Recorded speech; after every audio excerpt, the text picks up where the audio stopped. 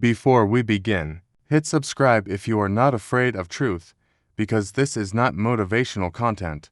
This is the kind of knowledge that dissolves illusions. Today we speak about Ibn Arabi, and the one sentence that can destroy 99% of human suffering. Real life begins only after the ego dies. Not the body, not the breath, but the false I that hides you from the one. So, listen carefully, because what you are about to hear is not information. It's a mirror. Ibn Arabi teaches that the greatest illusion in existence is not time, not matter, not destiny. The greatest illusion is the belief that I exist independently. As long as you cling to my success, my status, my opinion, my importance, you are trapped in the smallest version of yourself. Your ego is a cage made from invisible bars, and you think you are protecting yourself. But in reality, you are imprisoning your truth. When ego collapses, something strange happens. Your identity does not disappear. It becomes transparent. Now the divine light shines through it. You stop reacting and you start reflecting. Real life is not what begins after death of the body. Real life is what begins when the mirror becomes clean enough that the divine face can be seen inside your own being. This is the secret of Fan gives. Annihilation of self and back gives survival through the real. This is not philosophy. This is a psychological, spiritual, existential shift where you stop defending the false you and start manifesting the true you. That is the doorway to true life. Ego is the veil, not reality, because ego is the oldest trick of perception and the most sophisticated filter of consciousness. The moment a human being says I, a boundary appears in a universe that actually has none. It is not evil, but it is a distortion. Ego is a lens that bends the light. It creates a fictional center, a synthetic identity, and then convinces the mind that this artificial center is the real self. Ego says, I am the thinker of the thought. But Ibn Arabi says, you are not the thinker, you are the space in which thought appears. Ego says, I am the achiever of success. But Ibn Arabi says, there is no achievement, there is only manifestation of what always was. Ego creates separation, and then spends a lifetime trying to fix the pain of separation. Ego builds prisons, then cries for freedom. Ego is nothing but a shadow, yet it behaves like a king. Ego is a mask, yet it claims to be the face. The tragedy is not that humans have ego. The tragedy is that humans mistake ego for existence. The false self is not dangerous because it exists. The false self is dangerous because it hides the real self. Ego is not a weight on the soul. Ego is the wall that blocks the light of the soul. That is why the mystics say, the veil is not outside, the veil is you. There is no veil between you and truth except the illusion that you are separate from truth. If the ocean forgets that it is ocean and believes it is a drop, that is ego. The ocean never stopped being ocean, only the belief shrank. All pain begins in the moment of shrinking. Ego reduces the infinite into a small personal narrative. Ego takes boundless consciousness and collapses it into an identity made of gender, nationality, culture, comparison, insecurity, image, and social validation. Ego breaks the universe into me versus others. That fracture is the fall. That fracture is the exile. That fracture is the reason why a human feels alone in a universe made of oneness. But the moment ego is exposed as illusion, the moment its artificial borders melt, the moment the false self collapses, reality rushes in like light into a dark room. You do not become enlightened. Enlightenment was always there. The shadow was just blocking it. The veil never needed to be defeated, only recognized as veil. Ego is not real in essence. It is real only in effect. Therefore the work is not to fight ego but to see through ego. The ego does not die by force. Ego dissolves by seeing. The moment you see it, it becomes transparent. And then the light is all that remains behind it. Death is not an end. It is a switch of perception, a migration of awareness, a rearrangement of perspective from form to essence, from finite identity to infinite reality. And Ibn Arabi points to this over and over. You don't become infinite after death. You already are infinite, but you are unable to perceive that infiniteness as long as identification with the material frame is dominant. So death simply removes the costume. It removes the theater stage. It removes the props. It removes the sensory filters. And the soul sees what was always there but never noticed clearly during embodiment. This is why the mystics say, "Die before you die," because the second dying is not actually a dying in the literal sense. It is just the removal of the bodysuit, while the first dying is dissolving the ego, dissolving the self-story, dissolving the limited narrative, transcending the illusion of separation during life. If you can kill the constructed I while still breathing, then biological death cannot shock you. It cannot threaten you. It cannot surprise you, because you will have already separated consciousness from identity. In that state, physical death feels like changing rooms, not ending existence. Death is not a punishment. Death is a graduation. A child in the womb thinks the womb is the universe, and birth feels like death to the fetus, but it was actually awakening to a larger realm. Physical death is exactly that, a birth into a larger dimensional plane. Physics says energy cannot be destroyed. Consciousness is the highest dimension of energy. Therefore it cannot be destroyed but only transferred. When the lamp breaks, the light does not die, it just stops expressing through that lamp. Human beings live with a fear of ending because they mistake the lamp for the light. Ibn Arabi says the body is not you, the identity is not you, the personality is not you. These are just temporary containers. What is permanent is the witnessing.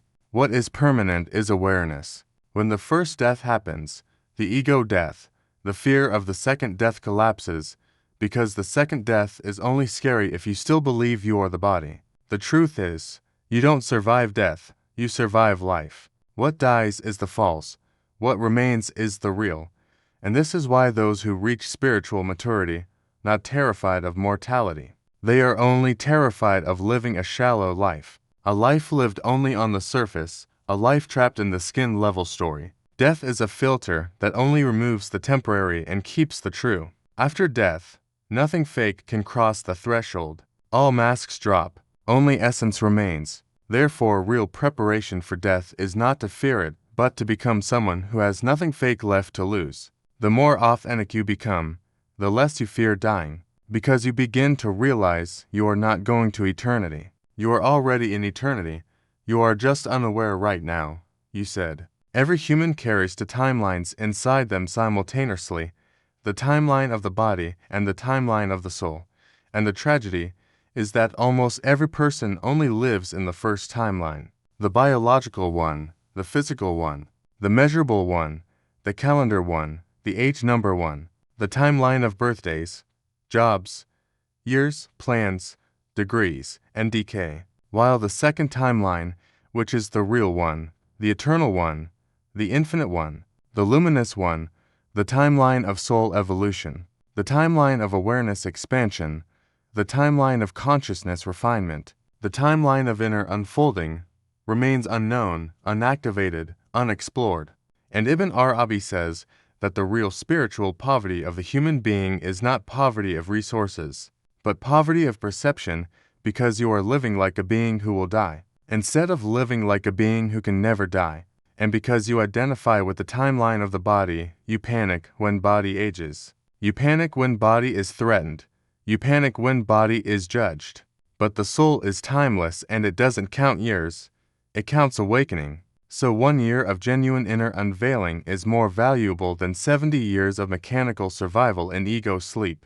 And that is why mystics say die before you die, because ego death is the moment where you switch from living body timeline to soul timeline while still embodied. That transition is the real rebirth, because now your aim changes. Now your definition of success changes. Now you stop investing in validation and start investing in consciousness. Now your motivation is not applause but revelation, not comparison but presence, and now everything begins to shift. This is the moment where a person becomes dangerous to ignorance because they begin to act from inner infinity, not outer insecurity. And in this moment mortality loses its poison, because a person who is living soul timeline cannot be threatened by biological ending anymore. Physics says time is not absolute. it is relational. And mysticism says identity is not absolute, it is relational too. So the more you attach identity to form, the more time controls you.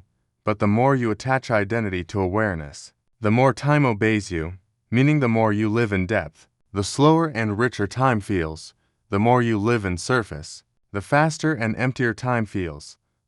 So 1 moment of true presence contains more reality than 1 month of distraction. Ibn Arabi says the human being is a universe walking inside a universe. Therefore the body, a container of a cosmic library, and eternity is not after life. Eternity is here, but hidden behind the curtain of ego perception. So, when you shift from body timeline to soul timeline, you are not escaping the world. You are finally seeing the world correctly, because the world is not material first. The world is spiritual first. And Matthew said, human suffering is not caused by what happens, but by the false meaning we attach to what happens, because the event is neutral, but the interpretation is poison or medicine. And Ibn Arabi says reality is not revealed to you as it is revealed to you as you are, which means every moment is a mirror, and the mirror never lies. The mirror is mercilessly honest. The mirror does not show you the world, it shows you your consciousness. So, when you react with anger, you are not reacting to the world, you are reacting to your own unconscious wounds. When you react with jealousy, you are not reacting to other people, you are reacting to your own sense of lack. When you react with fear, you are not reacting to the event, you are reacting to your own illusion of separation. And therefore, the real transformation is not changing circumstances, it is changing awareness behind the circumstances. The external world is not the classroom, the inner realm is the classroom. The world is just the projector screen displaying your internal state like a film playing in a cinema. And this is why two people can experience the exact same situation, but one grows and one breaks. One becomes enlightened and one becomes bitter, because interpretation is destiny, not event. Ibn Arabi says every moment is a divine address, meaning everything you encounter is a message sent to guide you toward remembering who you really are beyond form, beyond identity, beyond biography, beyond ego drama. And life will keep repeating the same pattern until you extract the lesson hidden inside it. Because life is a curriculum, and the test doesn't disappear until you pass it. Modern psychology says the subconscious mind creates meaning automatically. Mysticism says the unconscious is the veil between you and the divine. Both are the same truth from different languages. And this is why you don't need to force change in the world. You need to illuminate the part of yourself that interprets the world. When meaning shifts, reality shifts. Trauma becomes initiation. Loss becomes purification. Heartbreak becomes expansion. Rejection becomes redirection. Delay becomes protection. And pain becomes alchemy. The moment you understand this, you stop asking why something happened and start asking what it came to teach. And that is the moment you exit victim consciousness and enter master consciousness. The moment you stop begging life to give you comfort and start using discomfort as the exact doorway to awakening. Because every sacred transformation was disguised as a wound first. Light always enters through the crack, not through the perfect wall. And the crack is the place where ego breaks and soul breathes. So, the real power is not to control circumstances, but to control interpretation. Because interpretation is the code that writes your inner universe. And once you own this, you no longer fear life, because you understand every moment is the teacher you yourself summoned for the evolution of your sound. The fourth keynote is this. The moment a human being finally turns inward with sincerity, the entire universe turns inward with him. Because creation is not separate from the perceiver. It is entangled with the perceiver, not metaphorically, but ontologically. Ibn Arabi says the world you see is a divine self-disclosure in the garment of forms, and the observer is the witness through which the disclosure becomes known. So, when awareness deepens, reality deepens. When perception purifies, existence purifies, not because the external changed, but because the lens changed. Meaning the path is not about adding more knowledge, but removing the layers that prevent direct seeing. And this is why true mystics are silent, not because they have nothing to say, but because they have touched the point where words collapse in front of direct presence. The interior world is where the real cosmos lives, and the human heart is not a small organ, it is the throne of meaning, the axis of presence, the mirror in which the infinite recognizes itself. So, when you go inward, you are not escaping the world, you are entering its source code, the blueprint beneath form, the zero-point field before manifestation, what physics calls the quantum vacuum, pure possibility before becoming. But ego lives outward-facing. It feeds on reaction, comparison, noise, stimulation, identity performance. And because ego lives outward, it is always empty, always exhausted, always hungry, because outward reality is limited, finite, conditional, measurable. So ego tries to eat infinity through finite bites and never gets full. The soul is different. It lives inward-facing, where silence is the language and presence is the food. And because inward reality is infinite, the soul becomes full by resting, not by chasing, by remembering, not by performing, by surrendering, not by dominating. And here is the paradox. When you finally stop trying to control the world begins to reflect your inner stillness back to you, and the people around you feel your depth even if you say nothing, because depth is not communicated by language. Depth is communicated by frequency, and frequency is shaped by the quality of your inner attention. Ibn Arabi says, the real is always speaking, but humans don't hear because they are busy performing themselves instead of witnessing themselves. And when the veil begins to lift, the seeker realizes the sacred was always near, but his attention was always far. And this is what die before you die means. It means kill the outward orientation that keeps you asleep so the inward orientation can awaken the reality that was always here. And once that inward turn becomes authentic, not momentary, not performative, but real, the human being becomes a portal, a doorway, a threshold through which the infinite enters the finite.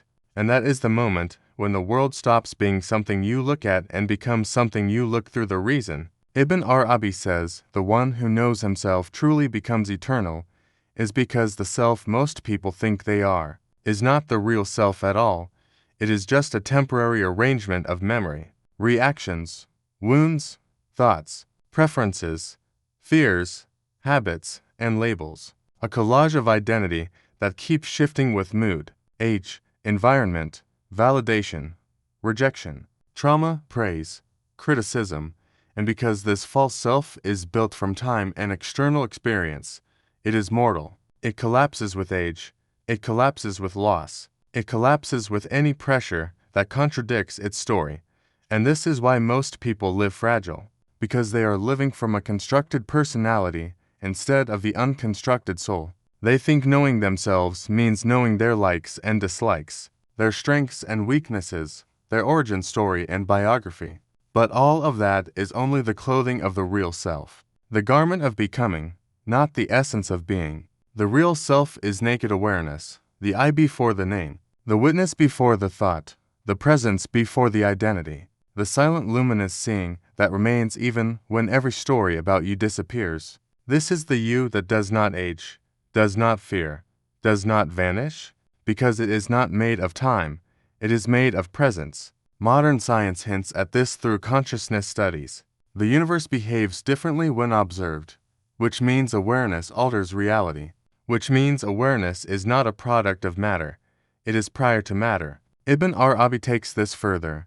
He says the human is the mirror in which the real contemplates itself, meaning the soul is not a part of existence, it is a reflection of the hidden source of existence. So, when a human returns inward to the level before identity, before personality, before story, they are returning to the origin code, to the pure consciousness that is not created, but revealed. When a person begins to live from that level, fear dissolves not because the world becomes safe, but because you realize you are not the one who is endangered. The clay body may break, but the luminous witness behind the clay was never born and cannot die. The body timeline ends, the soul timeline does not. And when you see this, death loses its authority, life gains new meaning, decisions gain new depth, and authenticity becomes effortless because you are no longer adjusting yourself to be accepted by temporary beings. You are aligned with the Eternal One who manifested you. And this is why the mystics are calm. This is why they forgive quickly. This is why they are not possessive, because they are rooted in the self that cannot be threatened. And once the false identity collapses, the real identity emerges naturally, not through effort but through unveiling, like a light that was always shining behind a curtain that was never truly real in the first place. Die before you die is not a poetic sentence. It is the exact doorway to immortality, because physical death is not the true death. Ego death is. And if you do not allow the ego to die while you are alive, then physical death will arrive and you will still not know who you truly were. So, the greatest catastrophe is not dying. The greatest catastrophe is dying without ever having lived from the authentic self. Dying while still disguised. Dying still wearing the mask. Dying still trapped in the false identity of fear and insecurity and image. Ibn Arabi means, kill the illusion before the grave kills the body, because the grave cannot touch the soul.